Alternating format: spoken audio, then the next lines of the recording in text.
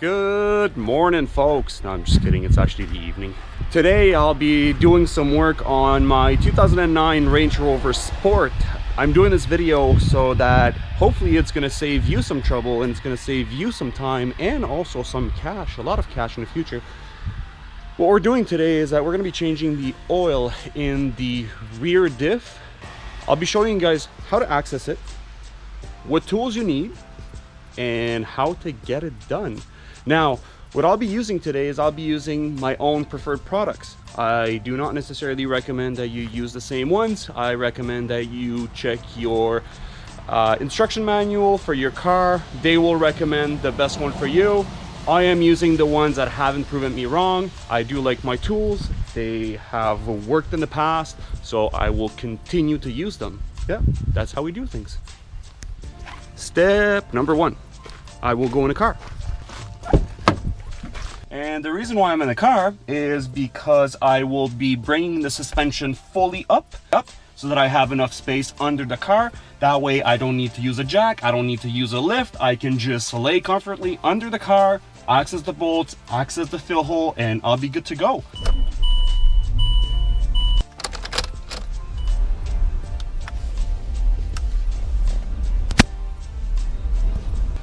So I said I'll be lifting the car.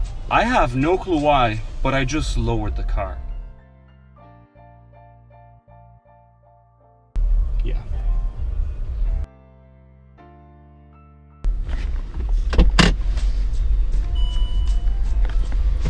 Raising the car, that's what we like.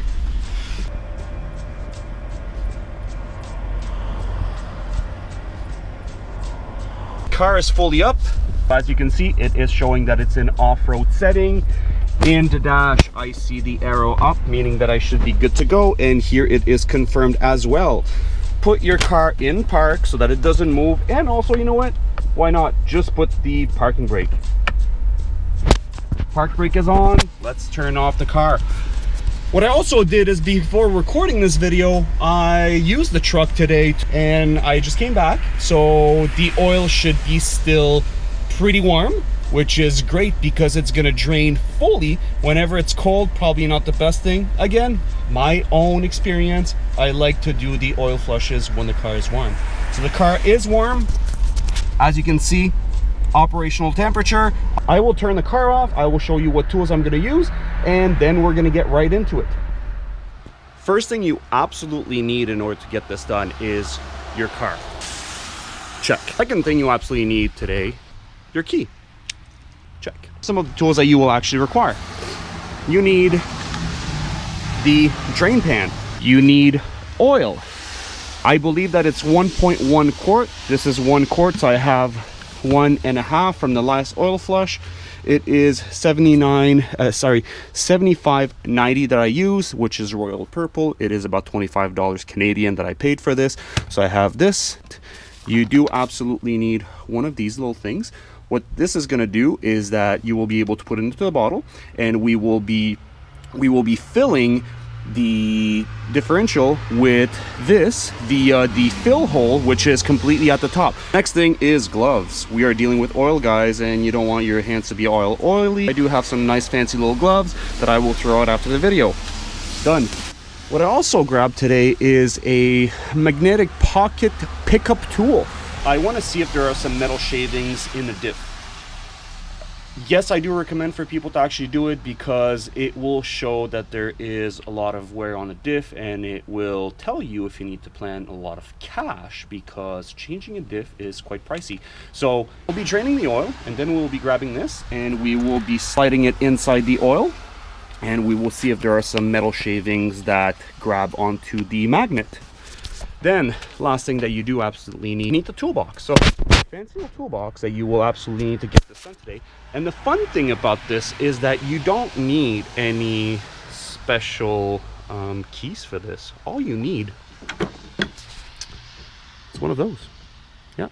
And you also require a size 8, kind of a Allen key thread. I'm not sure what you call those, hex keys.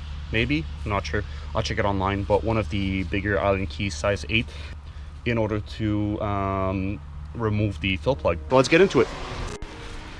let's lay down under the truck and access the diff. I will show you guys what the diff is.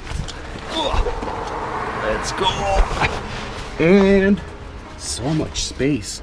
I'm not sure if you guys can see, but here is the back wheel, and then you have the exhaust on one side, the exhaust on the other side, and at the top here you do have the diff, which is extremely warm right now, so that is good. The oil will be warm on the inside, so this is what we need access to. Underneath right here, it's flashing. I'm not sure if you guys can see. You know what? I'll grab some light so that you guys can see properly. Give me a second. This is so much better. So here's the diff. Pretty rusty, as most of the diffs actually are. This is the actual thing that we will use in order to drain. Drain plug is underneath right there, and fill plug is right here at the top.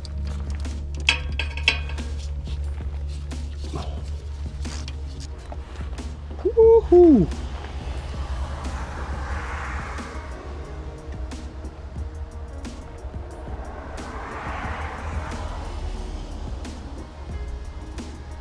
I can still see the purple in there, so that's a good sign.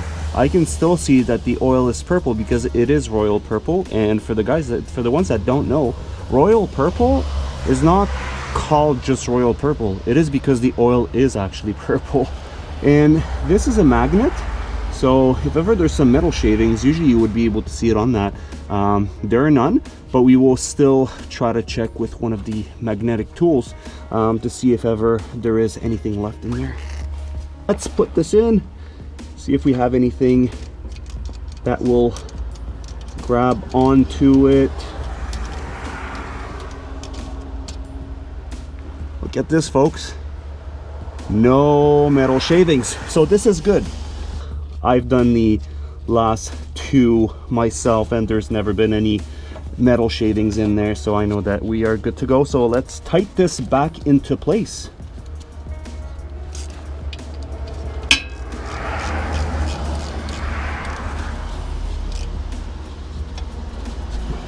Don't tighten it too tight. Do not strip this because you will be completely screwed. Worst case, after your first drive, just check it again to make sure that it is still there and it's still pretty tight.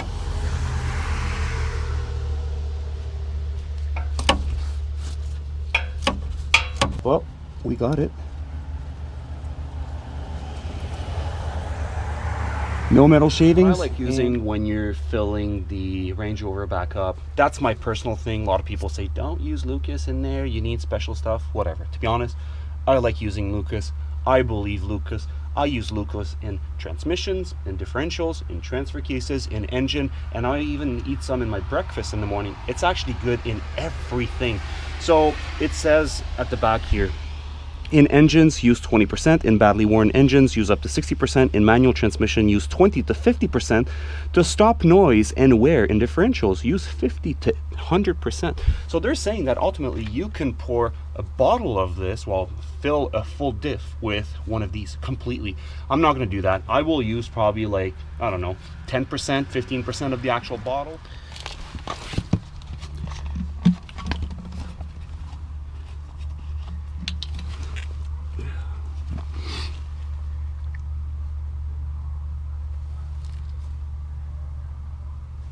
Now we need to twist this like that and we can go fill up the Range Rover. This, and as you guys can see, pump it up into the diff.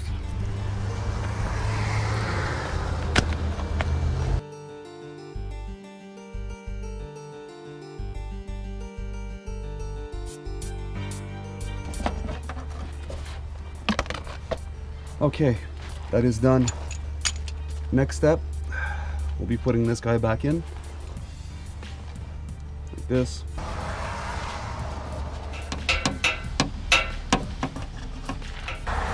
Once again, folks, don't put it too tight. I prefer to put it slightly looser and check it after a first run once it heats up, rather than stripping the bolt. Or if you want to be absolutely precise, once again, check the manual, check the specs, and do it with the torque wrench so that you torque it to the proper foot-pound. This is it. This is how you change the oil in your rear diff of a Range Rover Sport.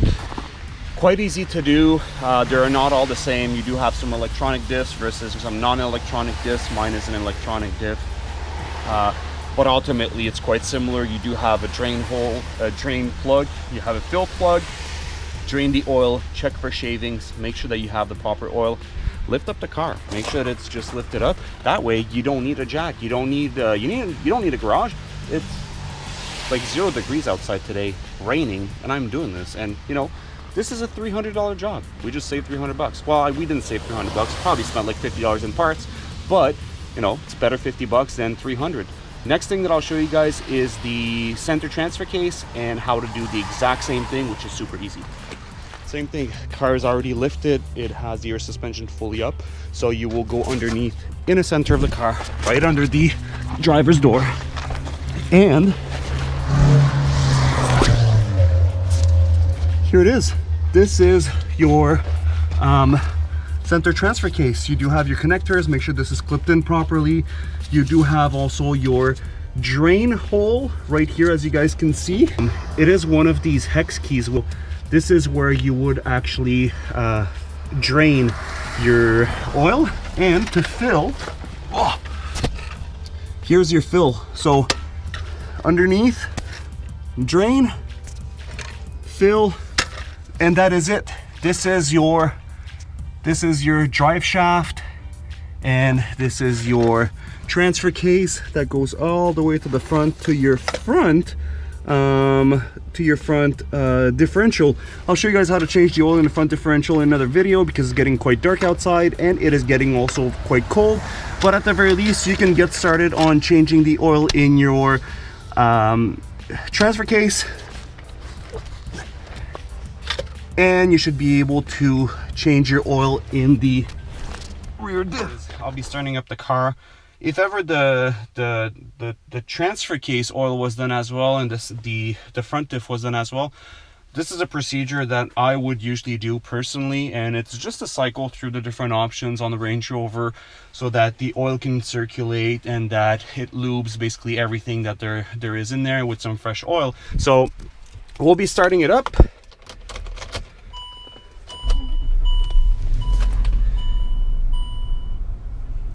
We are already in off-road mode, so I'll be setting this to low gear. I need to put it in neutral, and we'll be putting it in low. Low range selected. Perfect. We do have the low option that is showing up here. And next thing is, let's put it in off-road. There you go. And we have it in crawl. Program selected. We are in crawl mode as it is right now. We'll see the locking of the center transfer case as I put it in gear. There we go. We are locked in the middle. The back is still unlocked, so the rear diff is not moving. Now, let's move it.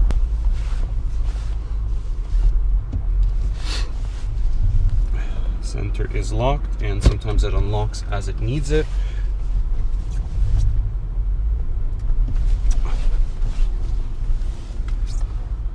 I'm in low gear, so there is some restriction, which is normal.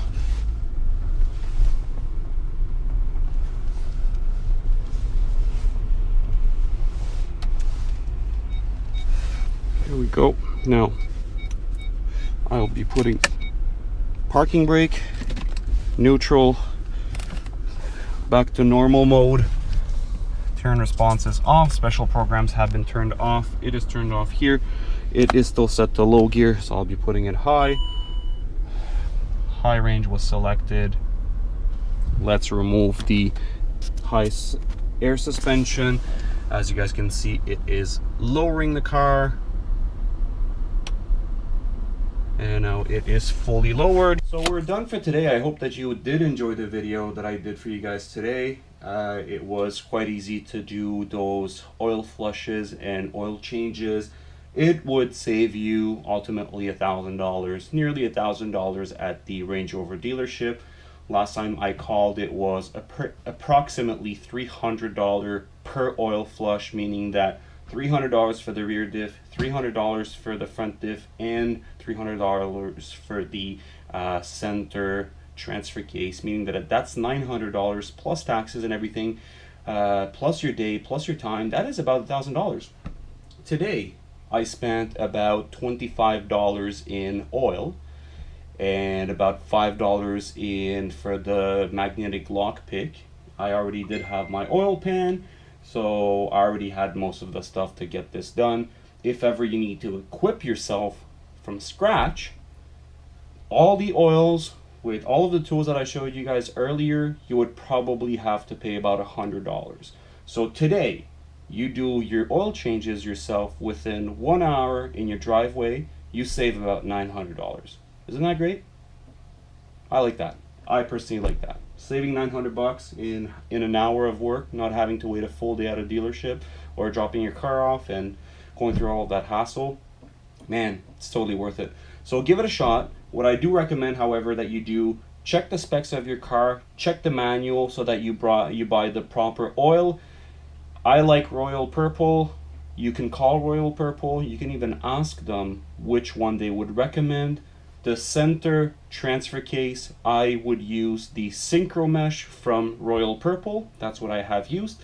The rear and front diff, I would use the 75W90 Royal Purple oil, which has never proven me wrong. I did call Royal Purple when I got the Range Rover, and that is what they recommended. That is what I've been using. I would recommend to change the oils every approximately 30 to 60,000 kilometers. That is my own preference, and I do it earlier just because it's cheaper. And I personally believe that oil is quite important in the car. So I do it more frequently. However, once again, check the instruction manual of your own car. All cars will have different specs, so I do recommend that you do follow the specs for that. Hope you enjoyed the video. Give it a thumbs up or give it a thumbs down, as I always say, and see you next time.